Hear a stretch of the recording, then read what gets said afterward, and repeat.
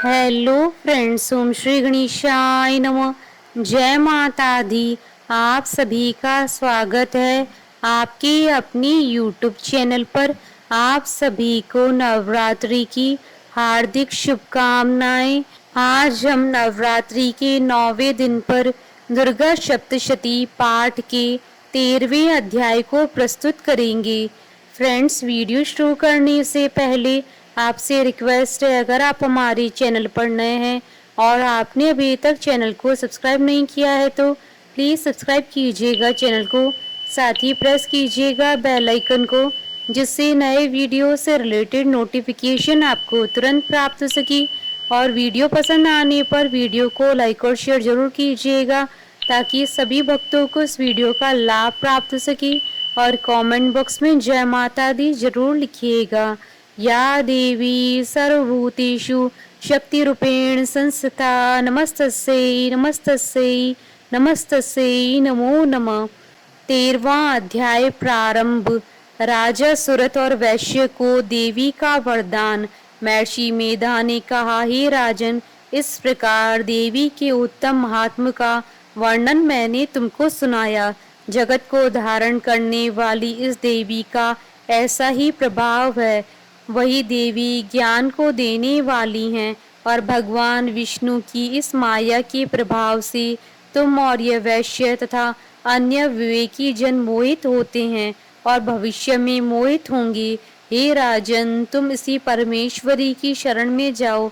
यही भगवती आराधना करने पर मनुष्य को भोग, स्वर्ग तथा मोक्ष प्रदान करती हैं। मार्कंडेय जी ने कहा।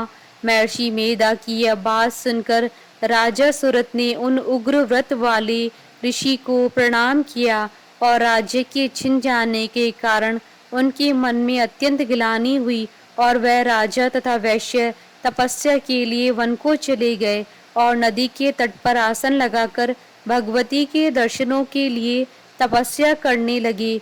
दोनों ने नदी के तट पर देवी की मूर्ति बनाई और पुष्प, धूप, दीप तथा हवन द्वारा उनका पूजन करने लगे। पहले उन्होंने आहार को कम कर दिया, फिर बिल्कुल निराहार रहकर भगवती में मन लगाकर एकाग्रत पूर्वक उनकी आराधना करने लगे। वह दोनों अपने शरीर के रक्त से देवी को बलि देते हुए 3 वर्ष तक लगातार भगवती की आराधना करते रहे। 3 वर्ष के पश्चात जगत का पालन करने वाली चंडिका ने उनको प्रत्यक्ष दर्शन देकर कहा।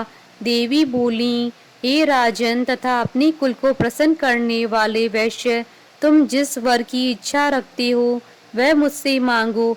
वह वर मैं तुमको दूंगी, क्योंकि मैं तुम पर अत्यंत प्रसन्न हूँ। मार्कंडेय जी कहते हैं, यह सुन राजा ने अगले जन्म में नष्ट न होने वाला अखंड राज्य और इस जन्म में बलपूर्वक अपने शत्रुओं को नष्ट करने के पश्चात अपना पुनः राज्य प्राप्त करने के लिए भगवती से वरदान मांगा। और वैश्य ने भी, जिसका चित्त संसार की ओर से विरक्त हो चुका था, भगवती से अपनी ममता तथा अहंकार रूप आसक्ति को नष्ट कर देने वाले ज्ञान को देने के लिए कहा।